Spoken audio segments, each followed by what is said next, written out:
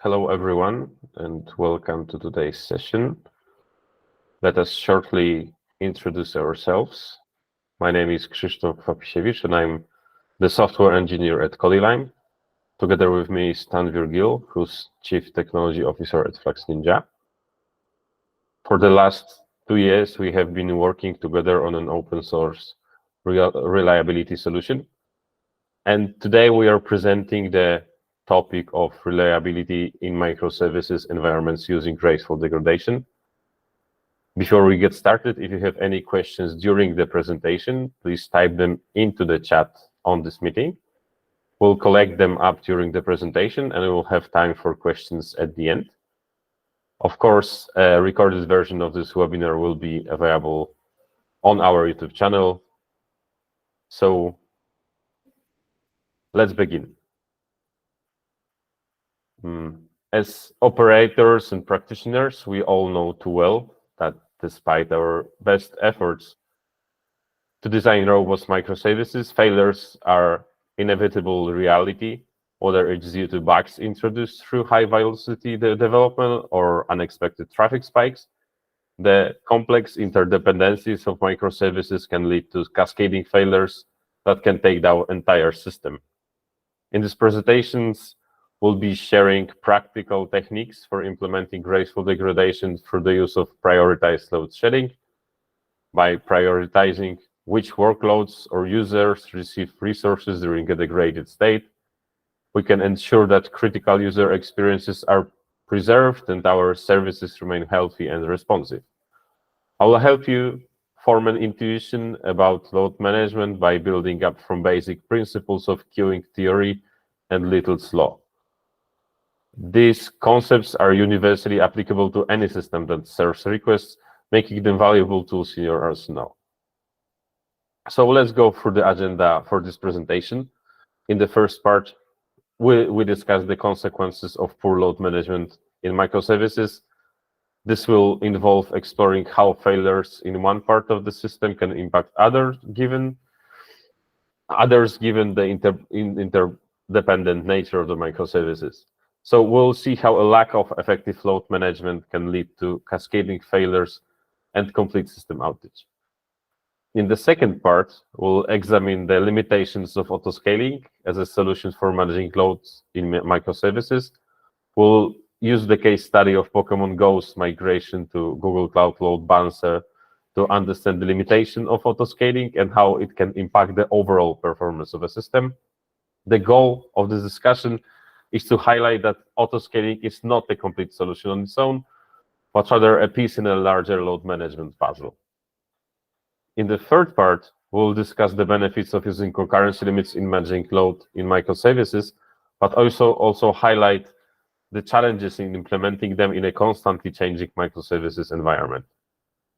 In the last part, we'll introduce you to Aperture, which addresses these challenges by providing a dynamic and adaptive concurrency limit system.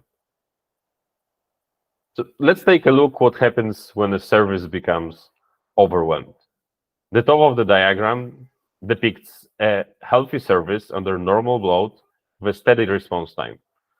However, when their service becomes overloaded, requests start to back up and response times skyrocket, eventually leading to timeouts. This is depicted in the lower part of the diagram. There are several reasons why a service might become overwhelmed, including unexpected traffic spikes during new product launches or sales promotions, service upgrades that introduce performance regressions due to bugs, or slowdown in upstream services of third-party dependencies. Through load testing, we can determine that a service's latency increases during heavy load, as various factors such as thread contention, context switching, garbage collection, and I/O contention become bottlenecks. These factors lead to a limit on the number of requests a service can process in a parallel. This is called the concurrency limit of a service. No matter how complex the inner workings of service might be, it can still be modeled through Little's law, which states that L, the number of requests in flight, is equal to lambda, the average throughput multiplied by W, the average response time. Let's apply Little's law to a microservice. As we discussed, L, the maximum number of requests, is in progress is capped due to the nature of underlying resources. W, the response time, is predetermined based on the nature of workloads. Thus, the value of maximum average throughput, lambda, can also be inferred. This service cannot handle any throughput beyond lambda, and any excess request must queue up in front of the service. Therefore, there is an inflection point whenever the number of requests in the flight exceeds the concurrency limit of the service. Beyond this point, excess requests begin to queue up, leading to an increase in response time latency. The following chart helps to illustrate the impact of the service becoming overwhelmed. The x-axis plots the incoming throughput of requests, while the left y-axis shows median latency, and the right y-axis shows availability, represented as the proportion of requests served within timeout. As shown in the left portion of the graph, as long as the number of requests in flight stays within the concurrency limit, latency remains normal.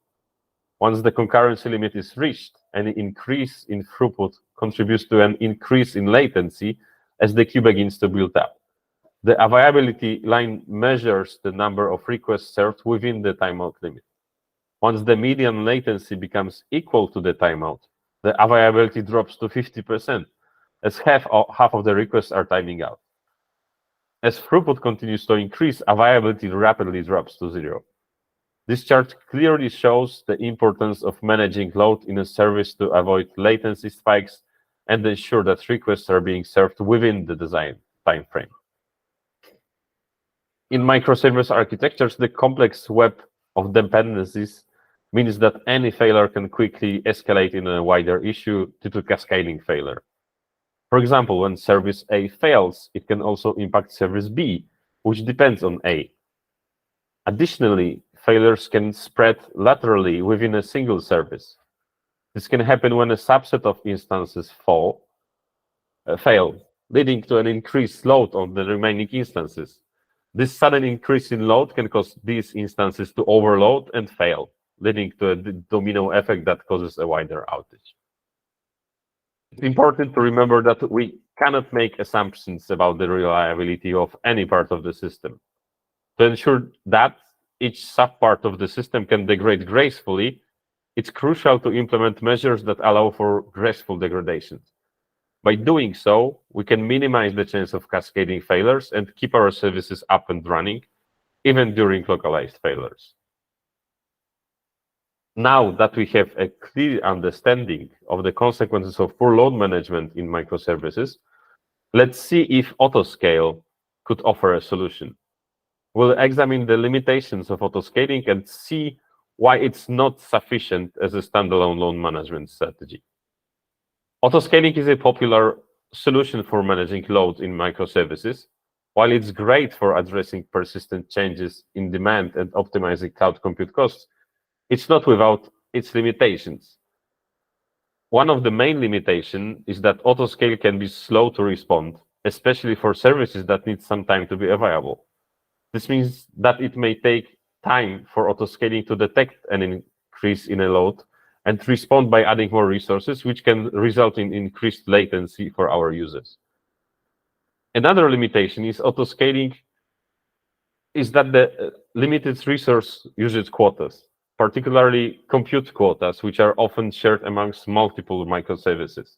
This means that there may be limits on the number of resources that can be added, which can limit the effectiveness of autoscaling in managing load. Additionally, autoscaling can also contribute to load amplification and dependencies. This means that adding more resources in one part to the system can actually overload other parts of the system, potentially leading to cascading failures. The case study of Pokemon Go's migration to Google Cloud Load Balancer is a good illustration of this point. In their migration, they moved the Google Cloud Load Balancer to scale the load balancing layer, but it simply resulted in overwhelming the backend stack, prolonging the ongoing outage. So while autoscaling is helpful for managing load, it's important to be aware of its limitations and to consider graceful degradation techniques such as concurrency limits and prioritized load shedding. graceful degradation techniques can ensure that services continue to serve at their provisioned capacity while scaling is performed in the background. In this section, we'll explore how to optimize the availability and performance of a service using concurrency limits. The idea is to set a maximum limit on the number of in-flight requests a service can handle at a given time. Any request beyond that limit would be rejected or load shed. By setting a concurrency limit, we can ensure that the service remains performant even under high rate of incoming traffic.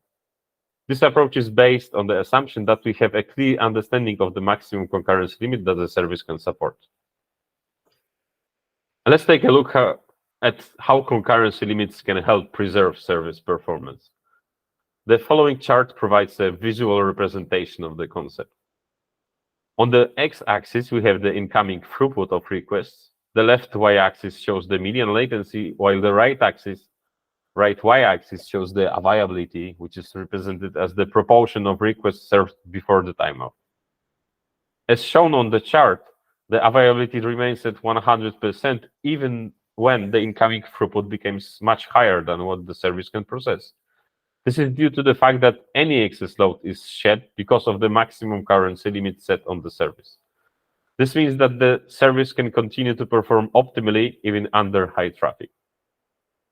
The chart demonstrates how concurrency limits can help us preserve performance and availability for our users, even if in the face of high traffic. Implementing concurrency limits for a service can help to preserve performance, but it also presents some challenges. One of the main challenges is determining the maximum number of concurrent requests that the service can process. Setting the limit too low can result in requests being rejected even when the service has plenty of capacity, while setting the limit too high can lead to slow and unresponsive service. It's difficult to determine the maximum concurrency limit in a constantly changing microservices environment with new deployments, auto-scaling, new dependencies, and changing machine configurations. The ideal value can quickly become outdated, leading to unexpected outages or overloads. This highlights the need of dynamic and adaptive concurrency limits that can adapt to changing workloads and dependencies. Having such a system in place won't just be able to protect against traffic spikes, but also performance regressions. And now Tanveer will tell you how effectively implement concurrency limits using FluxNinja Aperture open source software. Yeah, thank you, Kopik, for that great primer on load management and microservices. So in this part of the presentation, I will introduce you to the open source project Aperture, which is a platform for intelligent load management. Aperture helps you manage the performance and availability of microservices in a dynamic environment. And here is a high-level overview of the features in Aperture. Aperture has a declarative policy language, which gets visualized as a circuit graph, which enables you to express complex control criteria while still remaining easy to introspect. Aperture allows you to perform workload prioritization, concurrency limiting, distributed rate limiting, auto-scaling, and so on. So all of these techniques help you do effective load management in your microservices and also help you remain performant even during failures. Aperture integrates with popular language frameworks such as Java, Golang, and so on, which makes it easy to integrate Aperture into your existing application. And also Aperture can seamlessly integrate into your service mesh or API gateway environments, making it easy to insert Aperture without even making any code changes. So now let's talk about the architecture of Aperture. So Aperture is a distributed architecture. It's got a unified observability and controllability layer, which helps you do this kind of closed loop automation on microservices applications. So the architecture is designed to ensure high availability and scalability and reliability. So first talking about the brains of the system, which is the Aperture controller. So this is where your policies are running. So the Aperture controller constantly monitors your system using the inbuilt telemetry system, which collects metrics on service performance, workloads, even things like information about customer tiers, request types, and so on. So as I talked about, like the policies are declarative, they're expressed as a control circuit, and they analyze matrix collected, real-time matrix collected from your services to make real-time decisions about things such as flow control, auto scaling, and so on, to make sure that your application continues to perform within the SLOs. So the policies in Aperture, they're based on the principle of observability-driven closed-loop automation, which are designed to continuously track deviations from SLO and calculate recovery or escalation actions. So the retention of policies is in etcd, which is a key value store, and these can actually be managed if you're deployed on Kubernetes. They can be managed using custom resource definitions in Kubernetes, allowing you to do your GitOps kind of workflows on these policies. Now, talking about the workhorse of the system, which is the Aperture agents. So the Aperture agents, they reside right next to your services. So if you're in Kubernetes, they can be deployed as daemon sets, or they can even be deployed inside your pods as sidecars. If you're in virtual machine environments, we even have virtual machine agents. So Aperture agents, they provide powerful flow control capabilities such as weighted fair queuing scheduler for workload prioritization, a distributed rate limiter for abuse prevention, and so on. So the Aperture agents monitor the golden signals such as request latency in your application, error rates, or saturation signals from your infrastructure. And these signals are collected using the inbuilt telemetry system based on OpenTelemetry.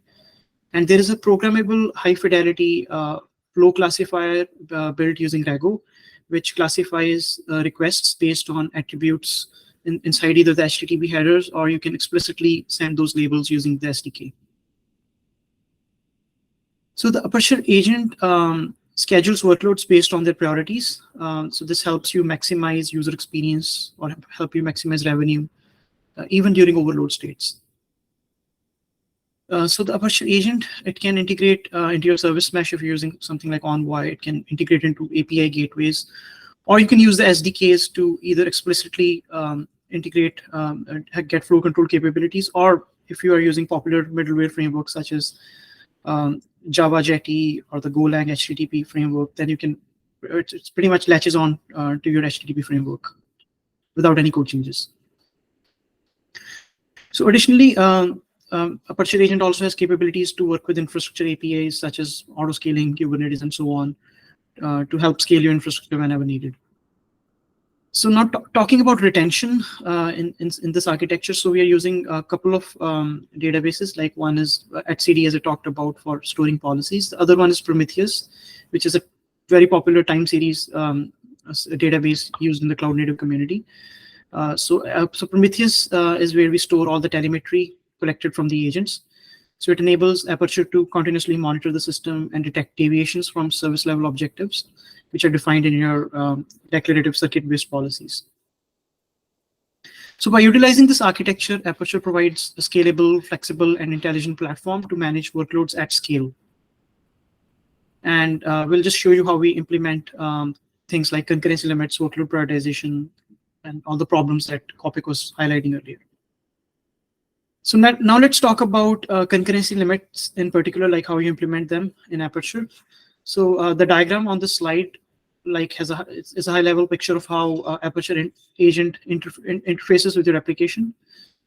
So Aperture agent runs alongside the service, and on each request coming into the service will first check with the Aperture agent whether to admit it or drop it. So Aperture agent, based on the policies that are installed and the health of your service, it will give a yes or no answer back to the service. So the service is not aware of any of these policies. So it's all abstracted away in the Aperture layer. So the service just gets a yes or no answer based on the health of the service.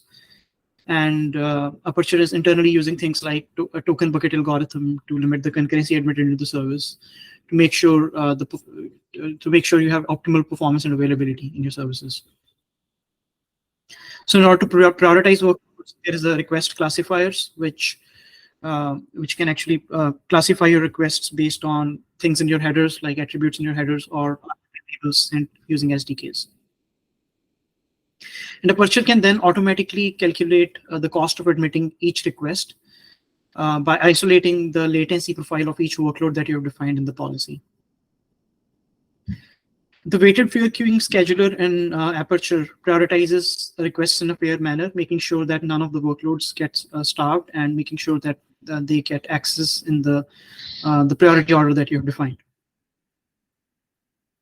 So in the next slide, we will see an Aperture policy doing concurrency limits in action. So we will simulate a test traffic. So in this test traffic, we have a service which is artificially limited to like 10 concurrent users. Like once you start going beyond 10 users, the requests will actually start to queue up, kind of exemplifying what Coppic was trying to describe. Even in real applications, you do have concurrency limits due to the natural limits of the underlying system. So so this service would be limited to 10 users, and we will use a load generator, a case which is K6 load generator, to simulate the number of users going above and below the natural concurrency limit of the service, which is 10 users. So we will simulate less than 10 users and then more than 10 users periodically to show how Aperture will dynamically adjust the amount of traffic or the amount of concurrency admitted into the service based on the closed loop health observation that we have defined in the policy. And additionally, the traffic pattern is such that we have two kinds of users. There are subscribed users and guest users. So as guest users are less important compared to people who are subscribed and paying for this application. So we want to essentially give more priority to the subscribed users. So we can infer like subscribed versus guest users in this case using request headers, because in this application, the request headers explicitly says whether the user is subscribed. And in the test traffic scenario, we have equal number of subscribed and guest users. So we'll configure the policy to assign 4 times the priority to subscribed users. And so this will exemplify how Aperture's workload prioritization feature works to allocate resources and provide fair access to both users given the priority levels. So in the next slide, we see a dashboard from Grafana showing the impact of installing the Aperture policies. The left part of the graph is like before installing the Aperture policy, and you'll see the impact of not having any protection in place. And once we go above the concurrency limit of the service, we admit too much traffic, what happens? So the first panel shows the response time of the service. The second panel displays the count of accepted decisions made by Aperture agents on the incoming requests, while the third panel shows the rejections made by Aperture. So the left part of the first panel kind of highlights the issue of no concurrency limits in place, so the latency keeps creeping up as the number of users increase. However, in the right part of the panel, we can see that once the Aperture policy is in place, the latency stays within reasonable bounds, because we're dynamically limiting the concurrency admitted into the service before it can start deteriorating. So the second panel shows the breakup of requests that were accepted by Aperture when the policy is applied. So the green and yellow lines in the second panel shows the number of requests admitted into the system for guest and subscribed users respectively. So as can be seen during the overload condition, subscribed users are getting roughly 4 times the acceptance rate of guest users. And this is because we have defined 4 times the priority for subscribed users compared to guest users. So this demonstrates the effectiveness of a workload prioritization feature in Aperture. So summarizing, so Aperture's policy improves service performance and protects against service outages and degradation by dynamically adjusting the concurrency limits admitted into the service and prioritizing workloads. Now, delving a little bit deeper into how you design Aperture policies. So as we talked about, these are declarative policies designed as a circuit graph expressing a closed loop control system. So the declarative policy makes it easy to basically design, like this is just one use case we are showcasing, but we have like using this flexible way to express policies, we can express many kinds of policies like auto scaling, feature rollouts, client-side rate limiting, and so on.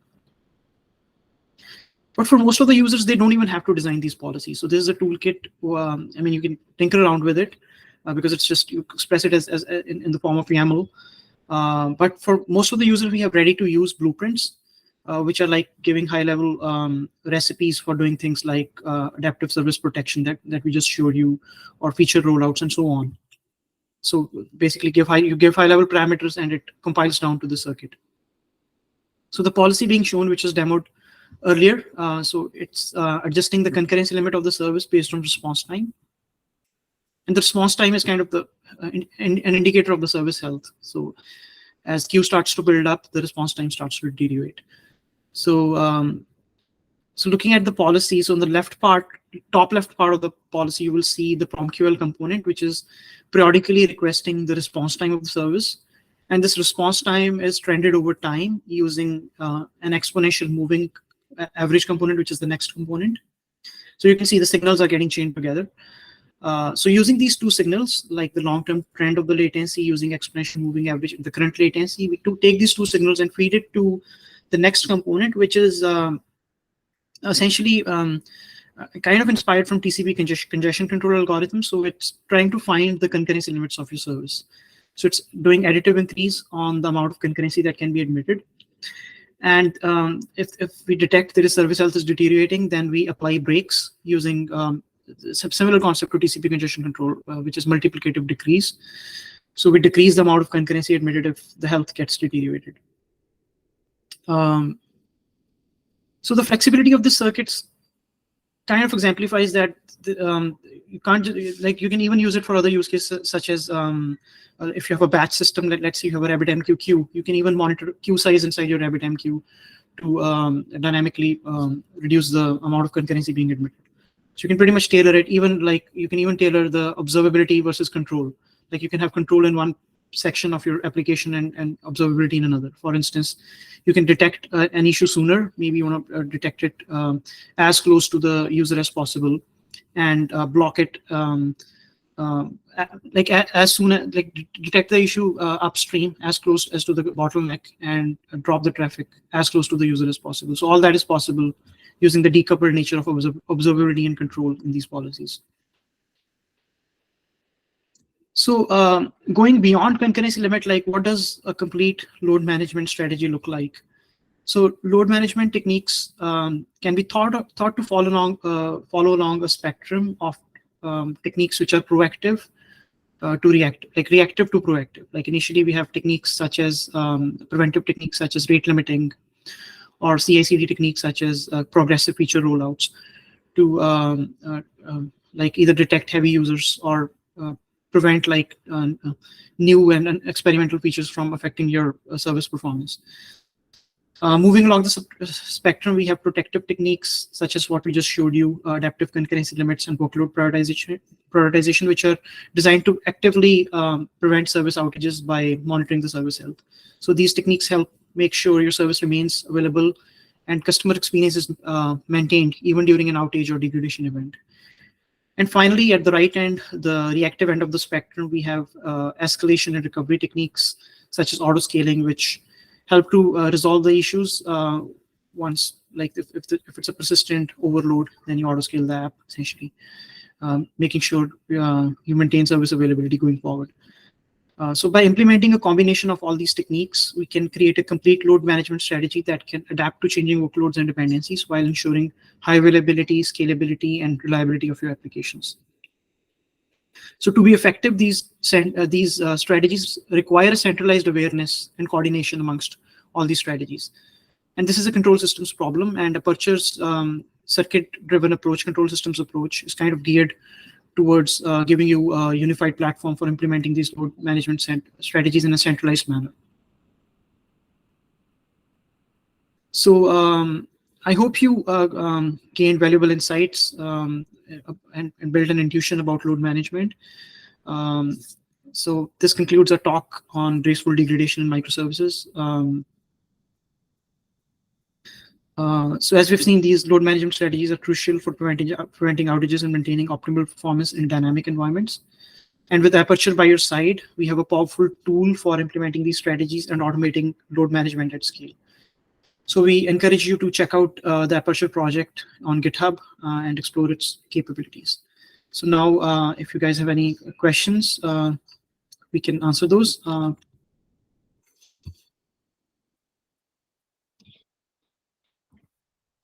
Okay, so let me check the meeting chat if we have any questions.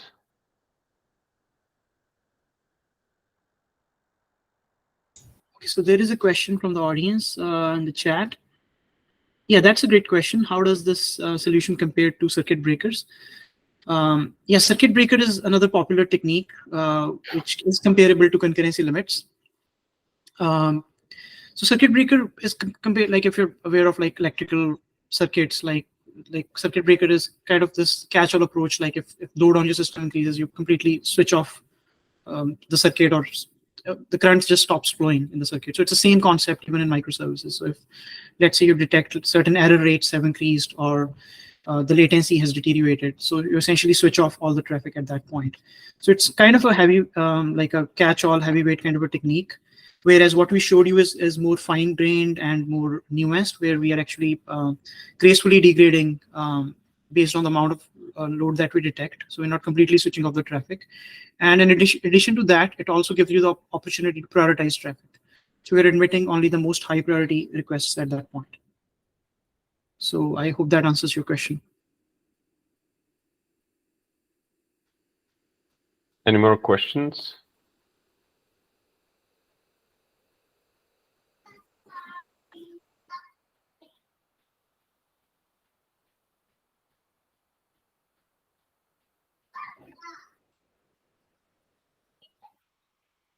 Maybe I'll take this one. So what languages are supported for SDK's integration? So we support quite a lot of languages. The popular ones, which is Go, JavaScript, and Python, for which there is basic SDK integration. And for Java language, we have support for Armiria, Netty, Spring Boot, Tomcat, or even Java Agent.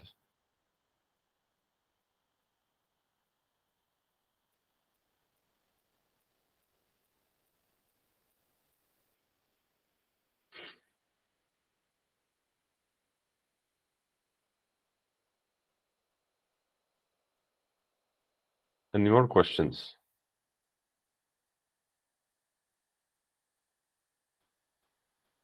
If not, I think we have covered all the topics. And is there anything else you want me to mention before wrapping up? Yeah, I think we're good. Thanks for joining us. It was a pleasure talking about this problem statement and the Aperture project.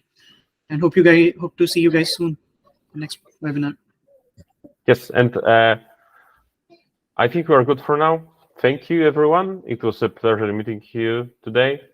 And I have one small announcement at the end. After this webinar, you'll get a very short survey about our impressions. Me and my team will be very grateful if you left us some feedback. Thanks to that, we can constantly improve our webinars. So thanks in advance. Thank you again for joining us today, and we'll see you all next time around.